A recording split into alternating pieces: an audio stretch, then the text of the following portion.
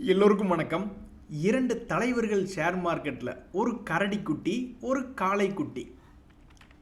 அதாவது நான் ஒரு காளைகளின் தலைவன்னு வச்சுக்கோங்களேன், இன்னொருத்தர் மிகப்பெரிய ஒரு கரடிக்குட்டி. அந்த கரடிக்குட்டி என்ன சொல்லுன்னா, இல்லை உருப்படாது, இந்தியா உருப்படாது, இந்தியா ஆகவே ஆகாது, கும்பா அப்படின்னே காலந்தோறும் சொல்லி கொண்டு இருக்காங்கன்னு வச்சுங்க.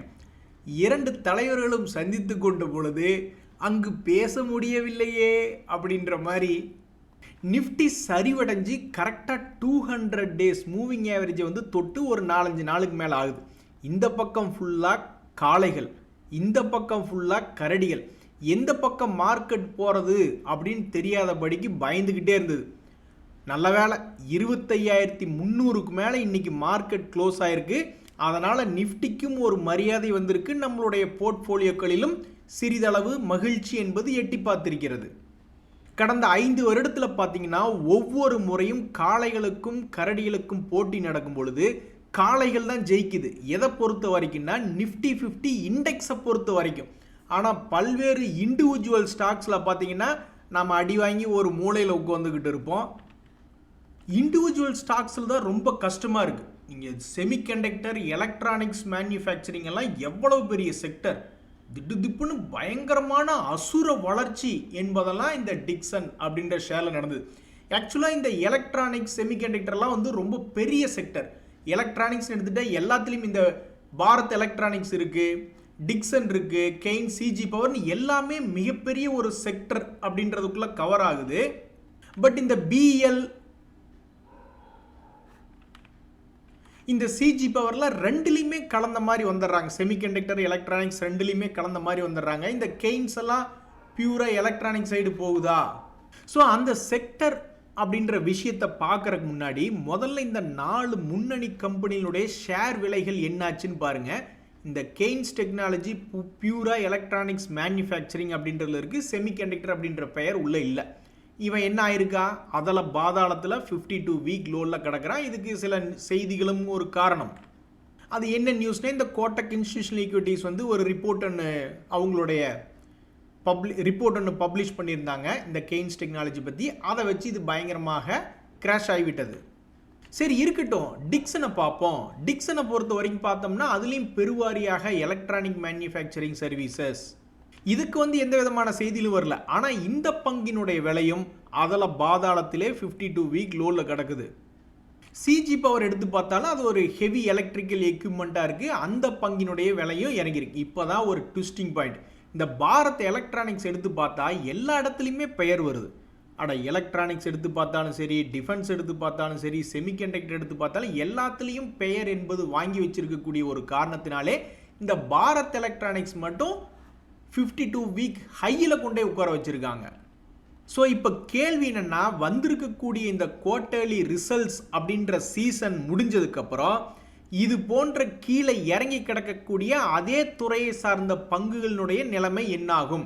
இவங்க ஒன்றும் நஷ்டம் அப்படின்ற மாதிரிலாம் பெருசாக ரிப்போர்ட் பண்ணல. இப்போ நம்ம கெயின்ஸ் டெக்னாலஜி போய் செப்டம்பர் குவார்ட்டர் வரைக்கும் பார்க்குறோம், அது லாபத்தில் தான் இருக்குது. அதே மாதிரி டிக்சன் டெக்னாலஜியினுடைய குவார்ட்டர்லி ரிசல்ட் அதுவும் செப்டம்பர் குவார்ட்டர் வரைக்கும் லாபம் என்பது தான் காமிச்சிருக்கான். அதே மாதிரி இந்த சிஜி பவர் என்பதனுடைய குவார்ட்டர்லி ரிசல்ட் டிசம்பர் தான் வெளியே வந்துடுச்சு. அது போன குவார்ட்டருக்கும் இந்த குவார்ட்டருக்கும் ஒரே ரிசல்ட் தான் கொடுத்துருக்காங்க. போன வருஷத்தினுடைய குவார்ட்டரை கம்பேர் பண்ணியில் இம்ப்ரூவ் பண்ணி கொடுத்துருக்காங்க. பட் இருந்தாலும் அந்த ஸ்டாக்கினுடைய விலை பெரிய அளவில் அக்குமுலேஷன் நடந்திருக்கு. ஏகப்பட்ட வால்யூம் என்பது நடந்திருக்கு. இந்த வால்யூம் விற்றதா அல்லது வாங்கினதா அப்படின்றது சில காலம் கழிச்சு தான் தெரியும். ஆனால் கேள்வி என்னென்னா, இந்த எலக்ட்ரானிக்ஸ் செமிகண்டக்டரை வச்சுக்கிட்டு இருக்கக்கூடிய இந்த பாரத் எலக்ட்ரானிக்ஸ் இருக்கிறதுலே 52 வீக் ஹையில் இருக்குது. அது ஓரியன்டாகவே இருக்கக்கூடிய செக்டரில் இருக்கக்கூடிய இந்த முன்னணி கம்பெனிகளான டிக்சன், கெயின், சிஜி பவர் போன்ற பங்குகள் 52 வீக் லோவில் விழுந்து கிடக்கு. கெயின்ஸை கூட விட்டுருங்க, டிக்சன், சிஜி பவர்லாம் கீழே விழுந்து கிடக்கு. இவங்களுக்கு ஒரு மறுவாழ்வு வருமா?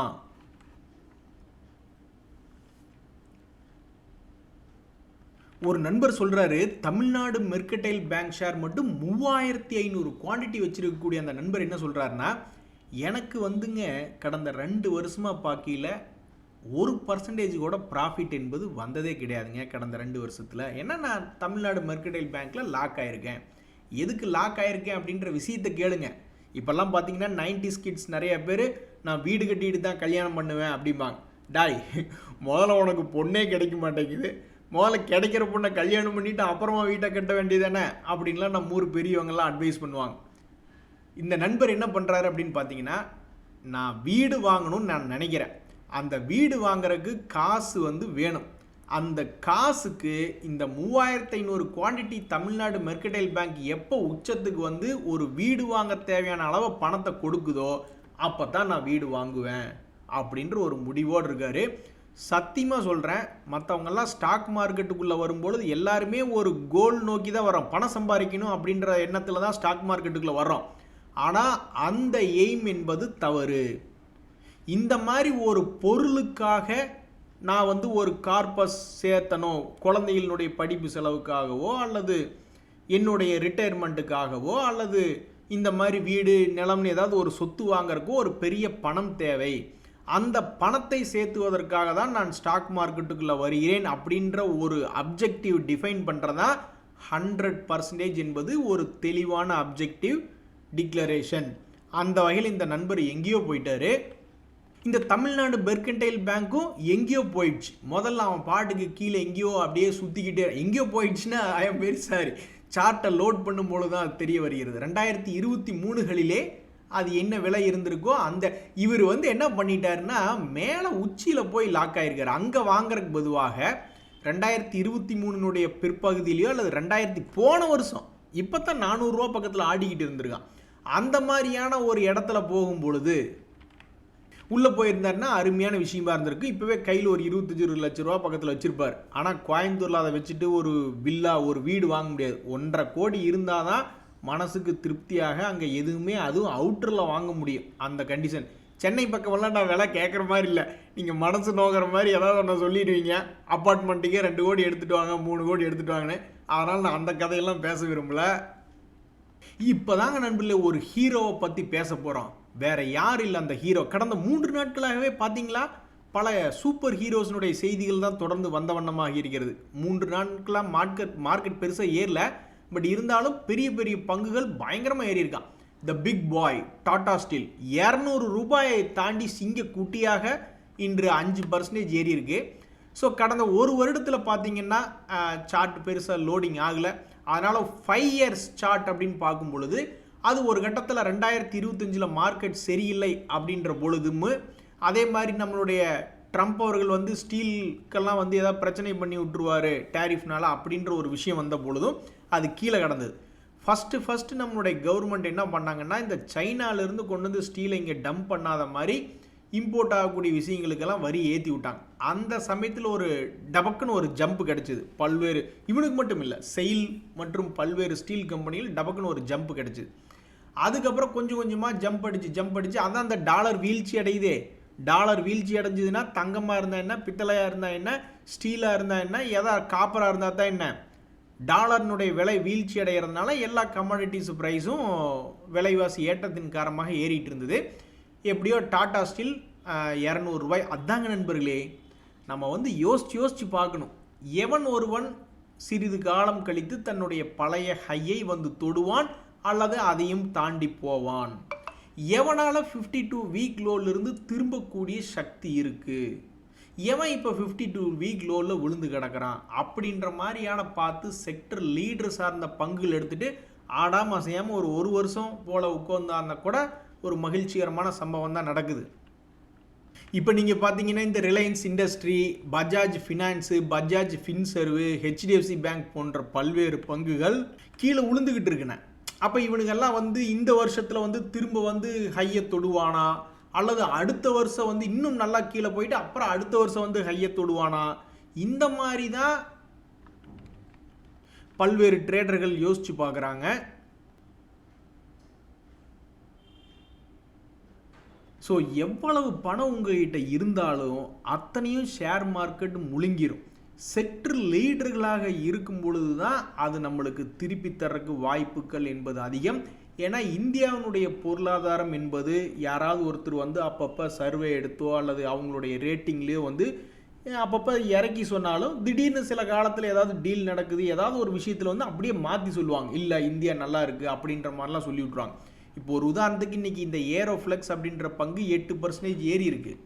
நான் இல்லைன்னு சொல்லலை, ஆனால் இது போன்ற பங்குகள் இறங்கும் பொழுது ஒரு மாதிரி பயந்துக்கிட்டே உட்காந்துக்கிட்டு இருக்கணும். இவன் என்ன பண்ணியிருக்கான், ஒரு முறை 260 ரூபாயிலிருந்து கீழே ஆல்மோஸ்ட் 140 ரூபாய்னு ஒரு 50% பக்கம் இறங்கி போச்சு.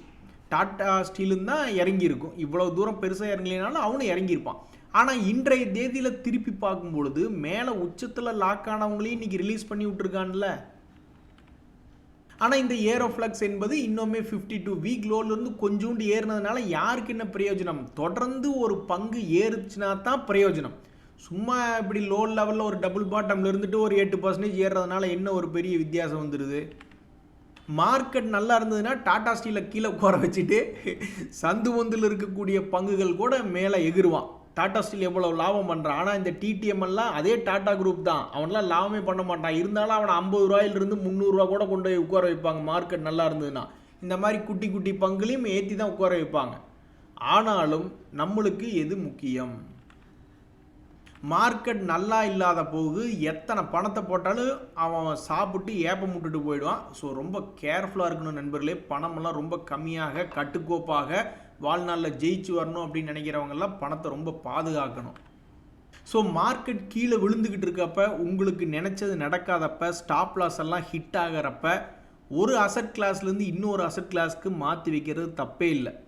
ஸோ ஈக்விட்டி ஒர்க் அவுட் ஆகலை அப்படின்னு கூட அன்றைக்கி ஒரு நண்பர் சொல்லிட்டு இருந்தார். அதுக்கப்புறம் என்னுடைய பழைய தொழிலையே நான் பார்க்க போகிறேன் அப்படின்ற மாதிரிலாம் சொல்லிக்கிட்டு இருந்தார். இப்போ அவர் மேக்ஸிமம் ஜெயிச்சிருக்கிறதுக்கு வாய்ப்புகள் என்பது அதிகம். அதே மாதிரி வேறு asset class silver, gold, bank, FD, பாண்டுன்னு போயிருந்தாலும் தப்பிக்கக்கூடிய வாய்ப்பு என்பது இருக்குது. ஆனால் ஒரு தவறான பங்குகளை எடுத்து மாட்டிட்டு பணத்துக்கு மேலே பணத்தை போட்டு அவன் தன்னுடைய பழைய ஹையை வந்து 1 வருஷம் 2 வருஷம் ஆகி திரும்பி எட்டி பார்க்கலின்னா நம்மளுக்கு ரொம்ப மனசு கஷ்டமாக தான் இருக்கும். இந்த ஐஆர்இடிஎவும் செக்டர் லீடர் தான்.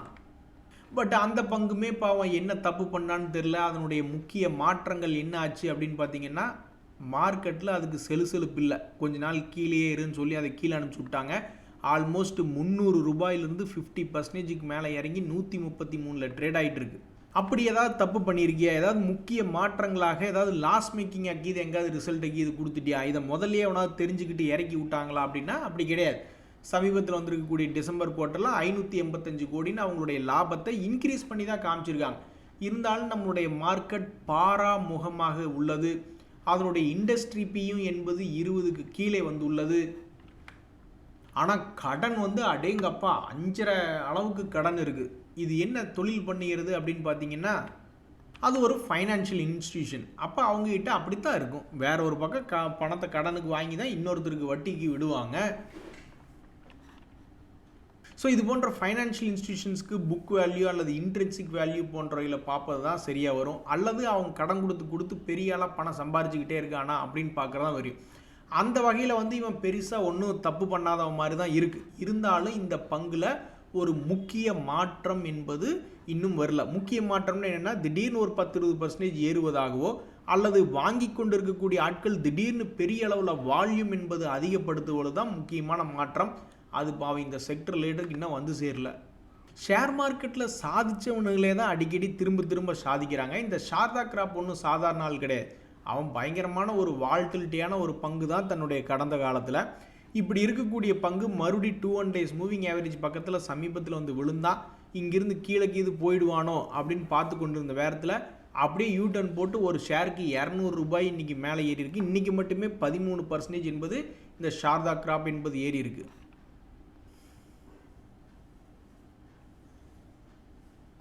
ரிசல்ட் சீசனில் ரிசல்ட்டுகளை எஃபெக்டாக வச்சுக்கிட்டு இப்படி கும்பா பாட்டு பாடினா நாங்கள் எப்படியா கரை சேர்றது அப்படின்ற மாதிரி இந்த இன்றைய முடிவில் பார்க்கும் பொழுது 5 ஸ்டார் பிஸ்னஸ் என்பது 10% இறங்கியே தான் முடிஞ்சிருக்கா. மனசுக்கு ரொம்ப மிகவும் சோகமான ஒரு நாளாக இந்த 5 ஸ்டார் அப்படின்ற பங்கு வச்சுருக்கிறவங்களுக்கு நடந்திருக்கு. இது மட்டும் இல்லை, ஒரு சில மாதங்களுக்கு முன்னாடி இந்த எஸ் பேங்க்கில் மிகப்பெரிய ஒரு மாஸ் என்ட்ரி ஜப்பான்காரங்க வர்றாகோ அப்படின்னு மார்க்கெட்டே ஒரு நிமிஷம் அப்படியே விளவளத்து போயிடுச்சு. எஸ் பேங்க்கில் திடீர்னு ஒரு பெரிய கேண்டல்லாம் போட்டு பெரிய ஆள் ஆகிட்டான். இருந்தாலும் அந்த ஏற்றம் என்பது தொடர்ச்சியாக இல்லை. இவன்லாம் நல்லா தொடர்ச்சியாக மேல் நோக்கி ஏறி வந்து 2024 ஒரு 32-35 வரைக்கும்லாம் போனான். அதை மட்டும் போய் பிடிச்சிருந்தான்னா ரெக்கார்டு பிரேக்கிங்காக இருந்திருக்கும். ஜப்பான்கார சூப்பராக வேலை பார்த்துட்டாங்கய்யா அப்படின்ட்டு. 15 ரூபா கீழே இருந்தால் 15 ரூபாயிலிருந்து 32 ரூபா 2025 கடைசிலையோ அல்லது இப்போ 2026லையோ வந்திருந்தா மிக அருமையாக இருந்திருக்கு. என்னமோ ஒரு காரணம் மேலே போயிட்டு இருந்த ராக்கெட்டை திடீர்னு கீழே காலுக்குள்ளே விட்டுட்டாங்க. அந்த ராக்கெட் என்னடான்னா ஒரு நாகப்பாம்பு மாதிரி அப்படியே பாம்பு பட்டாசு மாதிரி சுற்றிக்கிட்டு இருக்குது. ஸோ மார்க்கெட்டில் திடீர்னு ரிவர்சல் போடுறது முக்கியம் இல்லை, அதில் ஒரு கண்டினியூட்டி வேணும். அப்போ தான் நம்மளுக்கு மகிழ்ச்சி வரும். இந்த ஜிஇ வெர்னோவா அப்படின்ற பங்கு ஏன் அடிக்கடி திடீர்னு ஒரு 8% 5% வால்டிலிட்டி காமிக்கிறான்? அப்படி நீ என்ன செக்டர்லப்பா தம்பி நீ இருக்காய் அப்படின்னு பார்த்தா அதுவும் ஹெவி எலக்ட்ரிக்கல் எக்யூப்மெண்ட், அதாவது பவர் டிரான்ஸ்மிஷன் அண்ட் டிஸ்ட்ரிபியூஷன் பிஸ்னஸில் இருக்குது. இப்படி இருக்கக்கூடிய இந்த பங்கு ஆல்ரெடி 52 வீக் ஹையில் இருக்குது. இதெல்லாம் ரொம்ப அநியாயம் அப்படின்ற மாதிரி. இந்த செக்டரில் பெரிய ஆளுங்க இருக்காங்க, ஏபிபி இந்தியா இருக்காங்க, சீமென்ஸ் இருக்காங்க. எல்லாருமே ஒரு 6 மந்த் லோ அல்லது ஒரு 1 இயர் லோ அப்படின்ற மாதிரி தான் சுற்றி விளையாண்டுக்கிட்டு இருக்காங்க. டாப் லீடர்கள் இவங்களுடைய வருமானமெல்லாம் பார்த்திங்கன்னா சீமென்ஸ் இது பார்க்குறோம் ஒரு வருஷத்துக்கு 2100 கோடி, சிஜி பவர் இது பார்க்குறோம் அது ஒரு வருஷத்துக்கு 1100 கோடிலாம் பண்ணிக்கிட்டு இருக்காங்க. ஆனால் இந்த ஜிஇ வெர்னோவா என்பது ப்ராஃபிட் அண்ட் லாஸில் பார்க்குறோம் அதுவும் 1000 கோடி தான் பண்ணிக்கிட்டு இருக்குது.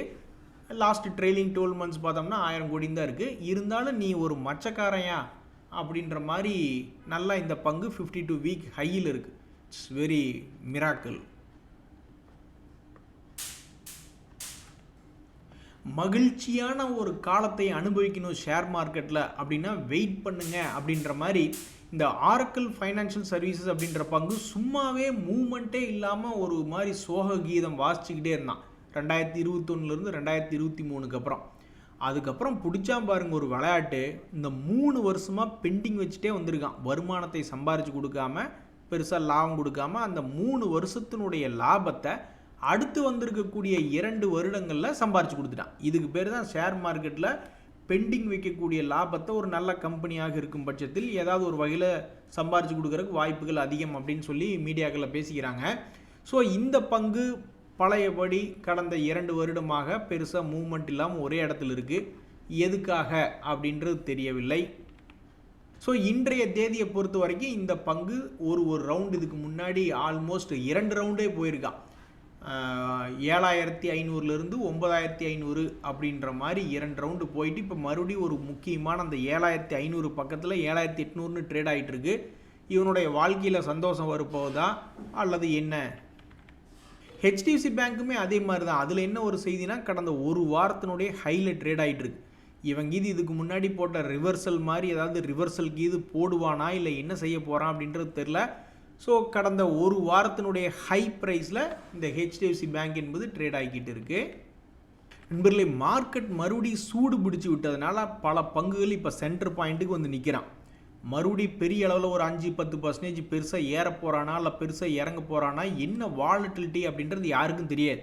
ஆனால் சமீபத்தில் திடீர்னு வாலட்டிலிட்டி வந்த சில பங்குகளாக இந்த ஃபியூச்சர் செக்மெண்ட்லாம் பார்க்கும்பொழுது பவர் இந்தியா அப்படின்ற பங்கு மறுபடியும் சென்டர் பாயிண்ட்லேயே வந்துட்டான். ஏற்கனவே சென்டர் பாயிண்டில் இருந்தங்காட்டி தான் ஒரு முறை மிகப்பெரிய ஒரு வாலட்டிலிட்டி மேலேயும் கீழேயும் இறங்கி ஆடிக்கிட்டு இருந்தவன் தான் இந்த பவர் இந்தியா.